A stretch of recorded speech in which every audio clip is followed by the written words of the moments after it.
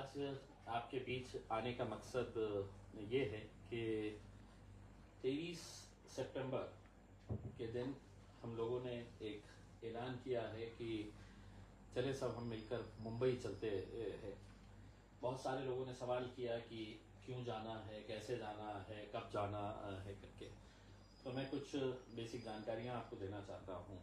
क्यों जाना है, इसका मकसद ये है कि आज महाराष्ट्र के अंदर जो हालात है, जिस तरीके का जाति धर्म का एक नंगा नाच खेला जा रहा है, उसे देखते हुए कहीं ना कहीं ऐसा लग रहा है कि कानून अंधा है। हमने सुना था, लेकिन अब देख भी रहे हैं।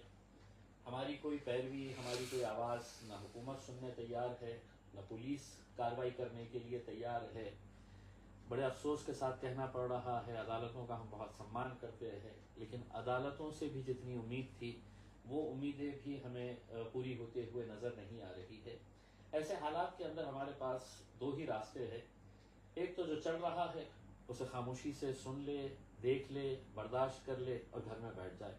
और दूसरा ये है कि अगर अपने मुल्क से मोहब्बत करते हैं, अपने इस राज्य से मोहब्बत करते हैं, महाराष्ट्र से अगर हमको प्यार है और ये जानते हैं कि हम सभी को साथ में मिलकर रहना है, तो ऐसे हालात के अंदर कहीं ना कहीं जो गलत हो रहा है उसको उजागर करने की जरूरत है। सरकार, पुलिस और प्रशासन के ऊपर ये दबाव डालने की जरूरत है कि ये मुल्क कानून के हिसाब से चलेगा, ये मुल्क कायदे के हिसाब से चलेगा, ये मुल्क जमहूरी तर्ज के ऊपर अगर चलना है तो संविधान के हिसाब से चलेगा। कहीं गुंडागर्दी के हिसाब से, किसी गलत तरीके से जो गुंडे मवाली जो हरकतें आज कर रहे हैं, उनकी जो हौसले बढ़ते जा रहे हैं वो इसलिए बढ़ते जा रहे हैं कि कहीं ना कहीं पीछे से सरकार को इनका समर्थन है, कहीं ना कहीं पुलिस के हाथ बंधे हुए है। तो ये सब चीजें सामने लाने के लिए, सरकार को नींद से जगाने के लिए हमने ऐलान किया कि 23 तारीख के दिन हम मुंबई चलेंगे। अब पूरे महाराष्ट्र से हमने लोगों से ये अपील किया है कि अपनी गाड़ियों के जरिए आप मुंबई पहुंचे। अब कब पहुंचना है, कैसा पहुंचना है, कहाँ पहुंचना है, ये हम आपको आगे जब फेसबुक लाइव करेंगे इसके अंदर ये जानकारी देंगे। अभी ये जरूरी है ये बताना कि हम मुंबई इस वजह से जा रहे हैं कि हम महाराष्ट्र के मुख्यमंत्री को एक संविधान की कॉपी भेंट करना चाह रहे हैं। हो सकता है कि उनके ऑफिस में कहीं संविधान की प्रति जो है वो फ्रेम कर कर लगी हुई होगी, लेकिन मुख्यमंत्री साहब की नजर उसके ऊपर कभी गई नहीं होगी। हो सकता है कि उनके ऑफिस में कुछ जो किताबें रखी हुई होगी उसमें एक संविधान की कॉपी भी रखी हुई होगी उसमें। हो सकता है कि महाराष्ट्र के पुलिस के कई अधिकारियों के पास ये संविधान की कॉपी उनके ऑफिस में मौजूद होगी, लेकिन शायद वो भूल गए हैं कि ये देश चलेगा तो संविधान के हिसाब से चलेगा। हमारी नाराजगी किस बात को लेकर है, और सिर्फ मेरी नाराजगी नहीं है, सिर्फ मुसलमानों की नाराजगी नहीं है, बल्कि मैं समझता हूं इस मुल्क के तमाम वो सेक्युलर लोग, अपनी सेक्युलर सोच जो रखने वाले हैं, उन्हें भी लगता है कि कहीं ना कहीं कुछ गलत हो रहा है, लेकिन कोई बोलने के लिए तैयार नहीं है, कोई खड़े रहकर आवाज उठाने के लिए तैयार नहीं है। शुरुआत कहां से होती है, तो यहीं पे एक रामगिरी नाम का शख्स हमारे हुजूर अकरम सल्लल्लाहु अलैहि वसल्लम, prophet Muhammad peace be upon him, इनके बारे में एक बयान देता है, और इतना घटिया और घिनौना बयान देता है वो। और उसके बाद महाराष्ट्र के मुख्यमंत्री एकनाथ शिंदे साहब आते हैं, ये जानते हुए कि महाराष्ट्र के अंदर बहुत गुस्से का माहौल है, लोग एफआईआर रजिस्टर करवा रहे हैं। वो आकर उसकी पीठ थपथपाते हैं और कहते हैं कि हम तुम्हारे बाल को भी धक्का लगने नहीं देंगे। यानी कि जो सोच उस रामगिरी की है वही सोच महाराष्ट्र के मुख्यमंत्री एकनाथ शिंदे साहब की है, वही सोच देवेंद्र फडणवीस साहब की है, और वही सोच अजीत पवार साहब की है, क्योंकि सरकार के अंदर ये तीनों बैठे हैं। और मुख्यमंत्री जब कोई स्टेटमेंट करता है तो वो अपने सरकार की तरफ से करता है। यानी कि इसका मतलब साफ है कि हुजूर की शान के अंदर गुस्ताखी सिर्फ अकेले एकनाथ शिंदे साहब ने नहीं की है, बल्कि उनके साथ देवेंद्र फडणवीस साहब ने की है, उनके पूरे मंत्रियों ने की है, और उसी के साथ साथ अजीत पवार साहब और उनके पूरी मंत्रियों ने भी इस बेहुरमती के अंदर वो भी उतने ही जिम्मेदार है। तकरीबन 60 एफआईआर पूरे महाराष्ट्र में और महाराष्ट्र के बाहर रजिस्टर किए गए ये रामगिरी के खिलाफ कार्रवाई होनी चाहिए। उसमें कार्रवाई तो बहुत दूर की बात, एक सादी नोटिस भी उसको पहुंचाई नहीं गई। और पहुंचाते भी कैसा, क्योंकि महाराष्ट्र के जो मुख्यमंत्री है, जो इनके माए बाप है, उन्होंने आके कह दिया है कि हम तुम्हारे बाल को धक्का नहीं लगाने देंगे। अब कई सारे पुलिस ऑफिसर्स बहुत अच्छे हैं, बहुत अच्छे से अपना कर्तव्य निभाते हैं, उन्हें भी ऐसा लगा कि मैं कैसे कार्रवाई कर सकता हूं जब मुख्यमंत्री ने ही साफ तरीके से उसकी सुरक्षा की जिम्मेदारी ले ली और इसे ये कह दिया है कि भाई हम आपके बाल को भी धक्का नहीं लगने देंगे।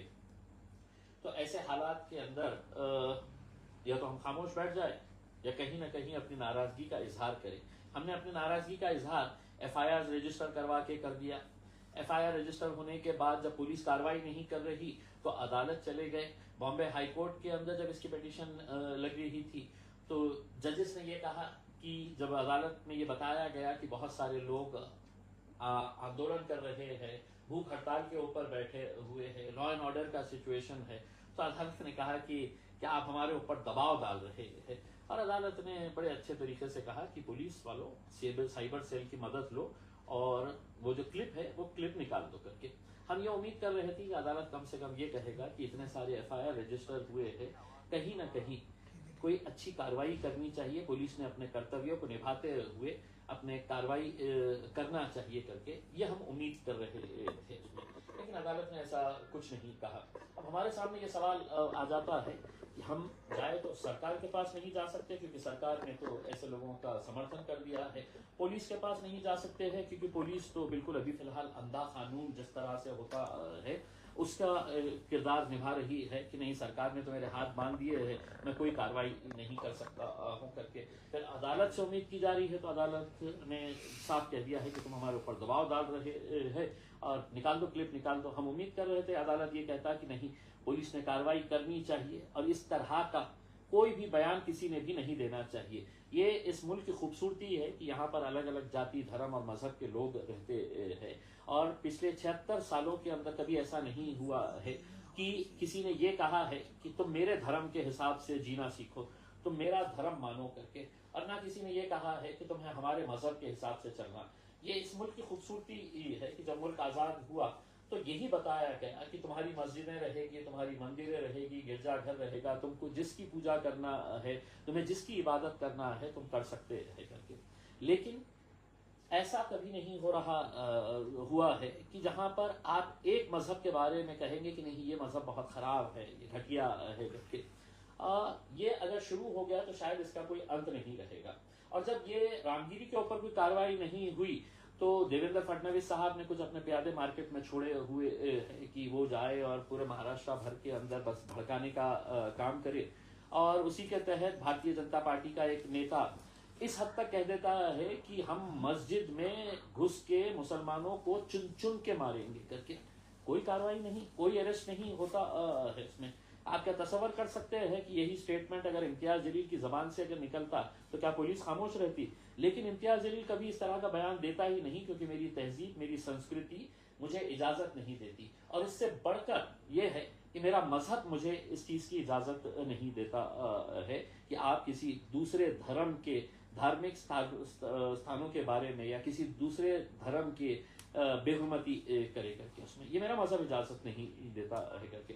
हमने बहुत इंतजार किए और इंतजार करने के बाद हमें अब ऐसा लगा कि कुछ नहीं हो रहा है, बल्कि बड़े बड़े नेता हमें देखकर हंस रहे हैं और हमें नाक चढ़ा रहे हैं कि क्या हुआ है कि 60 एफआईआर रजिस्टर होने के बावजूद भी कोई कार्रवाई नहीं हुई है करके। तो इसका कोई अंत नहीं होगा। और जब एक नेता ही ऐसा कह रहा है तो उसको मानने वाले उसके जो प्यादे होते हैं उनकी हिम्मत कितनी बुलंद होने वाली है कि हो सकता है कि कोई सड़क चलता हुआ लड़का जो है वो किसी के धर्म के बारे में, किसी के नबियों के बारे में, किसी के देवी देवताओं के बारे में इसी तरह का बयान करेगा और उस वक्त वो यही कहेगा कि उस वक्त क्यों नहीं कार्रवाई की गई थी, तो मेरे ऊपर कार्रवाई क्यों की जा रही है करके। तो इसका कोई एंड नहीं रहेगा। ऐसे हालात के अंदर हमने फैसला किया है कि हम अपनी नाराजगी जताने के लिए, हुकूमत को बताने के लिए कि आपको अपना कर्तव्य याद दिलाना है हमें, तो इस वजह से हम 23 तारीख के दिन निकलने का फैसला किए हैं। अलग अलग शहरों से लोग अपने तौर के ऊपर गाड़ियों में निकले मुंबई की तरफ। कौन सा रूट रहेगा, कहां से आना है, ये हम आपको जानकारी देंगे। आप सबसे ये अपील करते हैं हर गाड़ी के ऊपर तिरंगा रहना चाहिए, ताकि हम एक पैगाम दे सके कि ये मुल्क जितना तुम्हारा है उतना ही हमारा ही है। तो वो तिरंगा लहराते हुए अपने गाड़ियों के अंदर 23 तारीख के दिन हमको मुंबई की तरफ निकलना है। बहुत सारे लोग इस कोशिश में लगे हुए हैं कि ये रैली निकलना नहीं चाहिए, बहुत सारे लोग दबाव डाल रहे हैं। अब सवाल ये पैदा होता है, या तो हमने खामोश बैठ के सब बर्दाश्त कर ले, या कहीं ना कहीं जमहूरी तर्ज के ऊपर डेमोक्रेटिक वे में हम अपनी नाराजगी का इजहार करें। और वो इख्तियार मुझे उसी संविधान ने दिया है जिस संविधान के तहत मैं ये मुल्क और ये राज्य चलाना चाहते हैं करके।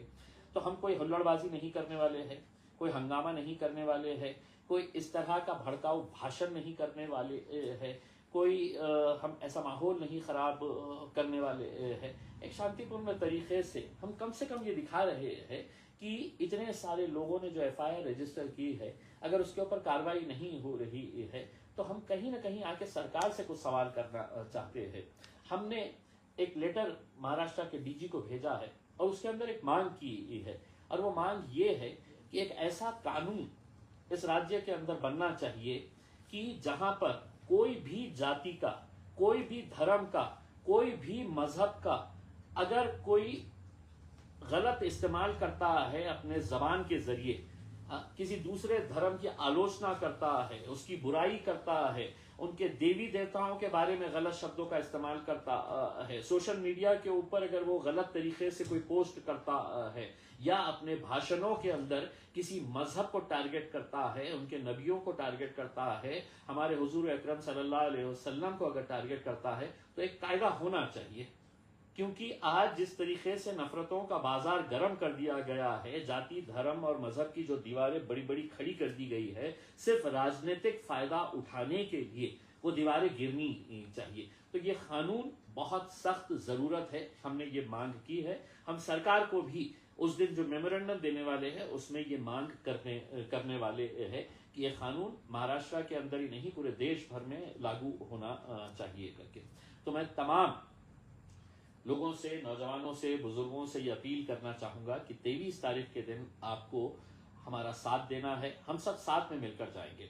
और हाँ, एक बात मैं साफ तरीके से ये बताना चाहता हूं, ये कोई मजलिस-ए इत्तेहादुल मुस्लिमीन का कोई कार्यक्रम है या हमने इसको ऑर्गेनाइज किया है, ऐसा नहीं है।